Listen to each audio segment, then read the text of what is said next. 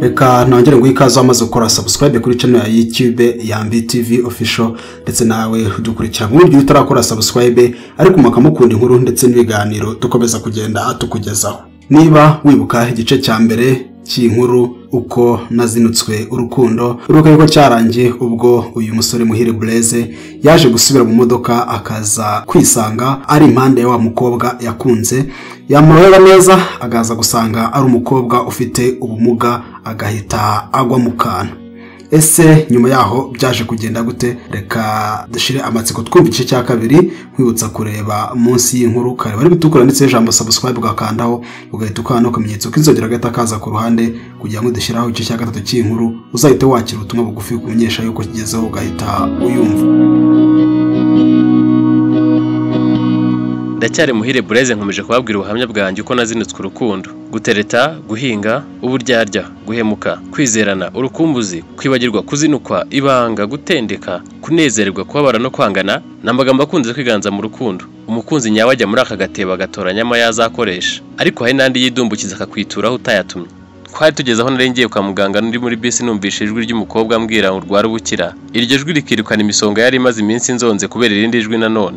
Nkimara kumenya ko umukobwa ari we nakandagiye nkanamukunda ntaramuca iryera kubera ijwi rye gusa nkasanga afite ubumuga bw'ingingo kuko yari yaracitse akaguru. Uburyo iryo jwi rye ryirukanye uburibwe nari ngiye kwivuza, ingano y'amatsiko nari mufitiye, uburyo urukundo rwe rwangurumanagamo, gutungurwa n'ubumuga musanganye byatumye nceceka burajya impagarara nk'igiti, guhumbya biranga. Nyuma Ernest yambwiye ko ariko nari nabaye kuko ngi sinari nkiri mu isi y'abantu. Ernest yambwiye ko icyo gihe yamfasha akaboko ngo dusohoke sinanyeganyega, abandi barangije kuvamo shoferi akinga imiryango, abwira shoferi ko hari abatarasohoka yongera gukingura, aranyinginga ngo dusohoke ndaguma mbikinya. Abantu nabo bamufasha kumbwira ko ndi gutinza imodoka ariko nge byari mu gicuku ntacyo niyumviraga.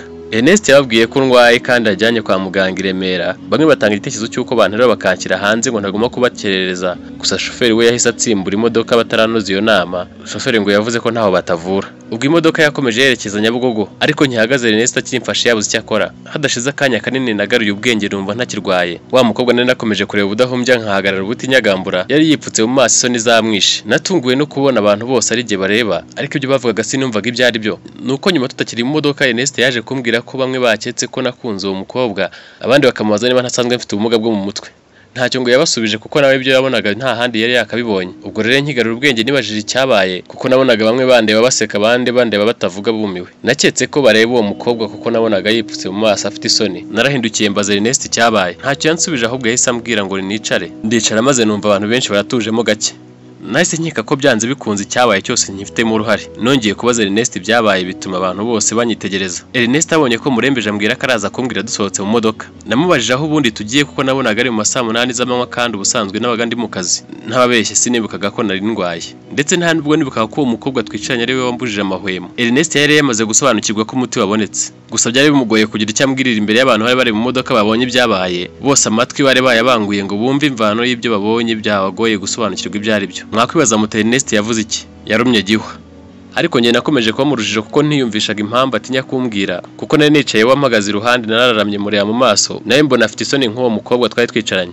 Narushijeho kugira amatsiko yo kumenya icyabaye gitumye ari Ernest ari n'uwo mukobwa bose bafite isoni. Nge mu mutwe hareraga nta kintu kidasanzwe numvaga cyabaye, ibya kera byari byashize nabaye umuntu mushya nkazamvugo njya numva nabarokore. Nahindukira uwo mukobwa utagira uko asa ariko asaritswe n'isoni, mubaza uko byagenze bituma yipfuka mu maso akanareba hasi, andebaho gatari karongera yubika umutwe ntegereza ko hari icyo ambwira amaso ahera mu kirere. Hari ubwo twavuga ko ari amaso cyangwa ni amatwi yaheze mu kirere. Nubwo rero umutima utari utuje nibaza icyabaye badashaka kumbwira. Mu busanzwe ndi umunyamahoro nariturije kuko nari nizeye ko nituva mu modoka Ernest atari bubure kumbwira. Tutaragera muri gare Nyabugogo abantu bicaye mu ntebe z'inyuma n'imbere n'abagendaga bahagaze mu modoka banyuzagamo nkumva barasetse. Nkumva amajwi bamwe bavuga bati njyewe n'ubwa mbere mbonye ibi bintu. Undi ati sinumvaga bavuga ko arwayera. Undi nawe ati nabera nabonye byinshi ariko ibi ngibi nirurangiza. Bakongera bagaseka. Ibyo byatumaga ndushaho kwibaza cyane ariko nirindaga kubaza kuko nabonaga ntawe ushaka kunyerurira ngo ambwire. Sinjye warose tugera muri gare turasohoka. Nasohotse ntawe mfasha akaboko kuko uretse intege nkeya numvaga mu mubiri wanjye nta kindi kibazo nari mfite. Tukigera ku muryango mpita mfata ukuboko Ernest ngo abanza ambwire hato atanyibagiza. Aranyiyaka ansaba kuba ndetse gato yakabanza akavugana n'umuntu. Ntiheretse ngira icyo mvuga kuko nibyo namubwiraga ataranyitayeho. Amaso ye yari ahandi yahise arengera mu kavuyo k'abantu basohoka mu modoka namwe murakazi. Nibajije hagiye yansize kandi ari nge twazanye mu modoka. Ndamukurikira ngo atanshika atambwiye. Ntibyari byoroshye guhita mugeraho kubera gukatakata mu bantu. Ntiyari yagiye kure. Namubonye ari masezera kuri wa mukobwa ufite imbago twari twicaranye. namubajije icyo yashakiraga uwo mukobwa ambwira ko nta birenze, mubaza niba yamukunze yese kiratoya. Ntingaho rero mbwira ibyabereye mu modoka wanze kumbwira kare, nti kandi ntumpishe umbwize ukuri. Nuko Ernest ambwira ko ari inkuru ndende ko twajya hano tukicara akambwira. Tumaze kwicara muri bar imwe y'Inyabugogo atumiza icyo kunywa, Ernest ambwira ko abanza kumbaza ibibazo mbere yuko ambwira inkuru y'ibyabaye. Ndabyemera hanyuma ati urumva umeze ute? Ntimeze neza. Arongera ati urakomeye se mu mubiri? Nanjye ntusibye kumva mfite imbaraga nkeya nk'ukirutse malaria, nta kindi kibazo kidasanzwe. Ambaza niba nibuka impamvu naho twe tugiye ntashwida. Arandeba arumirwa ntiwintindira ambwira iyo nkuru. Ahera uko twavuye muri ghetto n'ibyabereye mu modoka byose nuko ndumirwa. Ariko nkumva ibyo ntambwira ari ibihimbano. Nta kintu nibukaga sinzi uko byari byagendekeye. Mubaza niba atari inkuru ahimbye cyangwa akaba ariwe byabaye hararengararahira. Gusa ntekereje ko ayo masaha nakabaye ndi mu kazi ndetse nawe ari uko ntangira gukeka ko byaba ari ukuri. Ya ndwara, ya matsiko bwabwo base namenye aho byari giti. Mubaza niba ibyo bintu byose ambwiye atabibwiye uwo mukobwa arampakanira. Numvaga bimenye nabansibye kuba ibyo bintu byambaho umusore nkanjye wiyubashye. Ernest yahise ambwira ko atumva ukuntu mpirutse muri ako kanya gato, nkibagirwa ibintu byose mu gihe Imana ariko zigitangaza ikampuza none narasariye ntamuzi. Ernest ntiyumvisha ukuntu ubwo twari twicaranye mu modoka yabonaga ntacyo nitayeho kuba ntamubajije izina rye nibura cyangwa mu mwake nimero. Hari ikintu Ernest yari atarasobanukirwa kuri jye, ko nibukaga ibintu bike cyane. Ntiyumvaga ukuntu amarangamutima y'urukundo rurwaza umuntu akaremba yahinduka umutuzo akibagirana agasibangana mu mutwe wanjye mu kanya gato nk'aho guhumbya. Numvise ntumva neza ibyambayeho, gerageza kwishaka muri urwo rukundo rwangejejeyo ndaruheba, ndabyirengagiza ahubwo ntangira kugira ubwoba bw'uko nisha akazi k'abandi. Ndeba ku isaha mbona bibaye saa 11. Nibuka ko ayo masaha mba ndi kujya ku kazi k'ikigoroba. Nashimiye Ernest kuko yari yabanye nanjye kandi akamfasha, gusa musaba kunsengera kuko siniyumvisha ukuntu ibintu nk'ibyo byambayeho nabyibagirwa kandi nari mbonye uwo nashakaga. Ni nko gukuka amenya ibigori byeze. Nasezeye Ernest ngo njye ku kazi nabonera haritahira. Nageze mu modoka ngenda nibaza icyabaye ngo nibagirwe, nkatekereza ku nkuru Ernest yambwiye, nibura ngo ndebe ko nakwibuka urukundo ariko biranga bibi by'ubusa. Nishyize mu mutuzo ndiyakira numvise n'ubundi ibintu byari byatumye nica akazi bigatuma ndwara nsanga nta mpamvu yo kubitindaho. Ahubwo numvaga nkwiye gushima Imana ko nakize. Sinibukaga ko tukiga filozofi muri kaminuza mwarimu yatubwiye ko mu bwonko bw'umuntu harimo ibyumba byinshi, ko iyo hagize igikubaganya ubwonko ku gipimo cyo hejuru kandi ku buryo butunguranye, ibyumba bimwe na bimwe cyangwa byose bishobora kwifunga ku buryo umuntu yakwibagirwa rwose akazongera kwibuka bitewe n'indi mpamvu idasanzwe nayo, cyangwa akaba yanakwibagirwa burundu, mbese akamera nk'umwana ukivuka agatangirira kuri zero. Imana ishimwe ko ngiye numvaga iby'ingenzi nkibyibuka, akazi, aho ntaha, zimwe mu nshuti zanjye n'ibindi.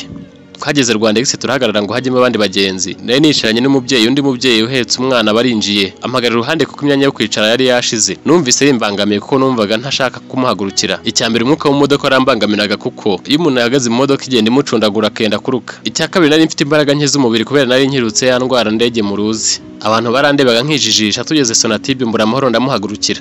Atangira kugenda aganira na mugenzi we bicaranye, baganiraga ibibazo by'ubuzima bisanzwe. Numva umwe abwiye undi ngo ihumurire inzira z'Imana ziruta imyenge ya supanete. Iryo jambo ryacengeye intekerezo zanjye, urufunguzo rw'icyumba cy'urukundo mu mutwe wanjye rwari rubonetse. Nibutse ko iryo jambo Ernest yigeze kurimbwira rikansetsa nubwo nari ndembye.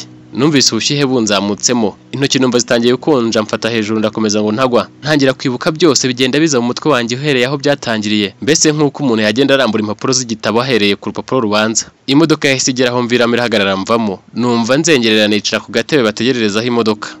Nahise nibuka uburyo namushakishaga kubura hasi kubura hejuru, nibuka uburyo haburaga gato ngo mfe nabi kubera we, nibuka uko ijwi rye ryanzengereje, nibutse ukuntu namubonye mu modoka nkahita nkira, nibutse uko namurebye ubudahumbya numva urukundo rungurumanyemo. Ntangira kwicuza impamvu nicaranye nawe umwanya wose simuvugishe, simwitegereza bihagije, simukoreho nibura, ariko cyane cyane nshengurwa nuko nta mwatsemera ngo tujye tuganira. Numvaga mukunze cyane noneho kurusha mbere, numva ndigaye, numva ndiyanze, mbese mbura icyo nkora. Muri make ibintu byari bisubiye urudubi. Narihanganye ndasindagira muri gato yanjye, numvaga nazahaye, sinabashaga gushyikira ibyambayeho. Iby'akazi k'ikigoroba nari ngiyeho byo sinari nkibyibuka. Umuhungu twabanaga yaratashye ansanga nkimeze nabi nka mu gitondo, ambaza niba nigeze njya ku kazi cyangwa kwa muganga. Mubeshya ko nakagiyeho nakumva nkomerewe nkajya kwa muganga. Ambaza niba nanyweye imiti, mubwira yuko nayibonye ariko nkayita mu nzira ntaha. Yaranyihanganishije ariko ambwira ko byaba byiza ejo mu gitondo nsubiye kwa muganga. Twararyamye ariko ndarandeba iryo joro, nibazaga ukuntu nabonye amahirwe nkayirengeshwa. Gusa kuri inshuro noneho sejwi gusa nibukaga, ahubwo n'isura y'iryo simbi ryansajije. Impumuro ye yampumuriraga twicaranye, impungenge z'ubumuga nakunze yari afite ntibyateye umutima wanjye gutuza. Bwarakenererwa mu rugo, nirinze kongera kubwira inshuti yanjye Ernest ibyambayeho kuko nari mfite isoni zo kongera kumubwira ko narwaye n'ukuntu namuteye twatsi mubwira ko ibyo ambwira ntabyibuka.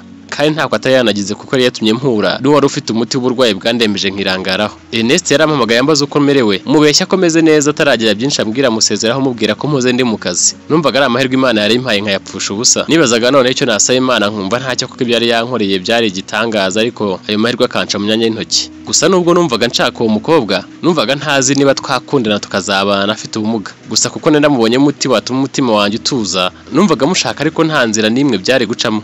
Ku munsi wakurikiyeho uwahiriye mu nzira hadapfunda imitwe kandi ntawe uhishaho, nongeye guhamagara Ernest musaba imbabazi kubwo kudaha agaciro ibyo yambwiraga no kuba namubeshye ko meze neza. Mubwira uko byangendekeye ntacyo mukinze kandi ko ndamutse ntabonye uyu mukobwa nta mahoro nazagira. Yaransetse cyane nibaza impamvu atakimfitiye umuhe nka mbere, ngira ngo agiye kunyurira ko ndi indangare. Namubwiye ko yanshi ikintu cyose ashaka ariko akongera akamfasha. Ambwira ko uyu munsi noneho byoroshye bitakiri igitangaza nka mbere. Iyo nkuru yari iryoshye mu matwi yanjye. Yambwiye ko umunsi naburaga ubwenge yabonye ntacyo ndi kuvugisha uwo mukobwa, ndetse tunasohotse mu modoka abona simuvugishije, agakeka ko natinye kumuvugisha cyane ko Ernest atari yakambonye nkundana. Rero ngo niyo mpamvu yahise amukurikira. Icyo gihe njye sinamenye icyo yamushakiraga. Amwaka nimero za telefone.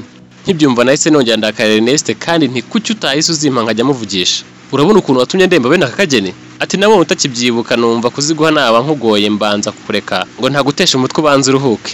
Nahise musaba kuzinyoherereza bwangu. Ntiyatinda barazimpaye. Mbanza kwimeza neza nk'ugiye guhura n'umukunzi ngatamunyuzamo ijisho. Sinari nzi ko ngiye gutangiza urugamba ntazi uburemere bwarwo n'intwaro nzakoresha ngo ndurwane.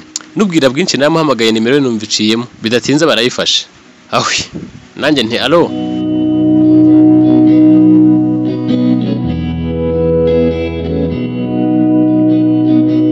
Reka nkubwo icya kabiri cy'iyi nkuru uko nazinutswe urukundo araha kirangiriye.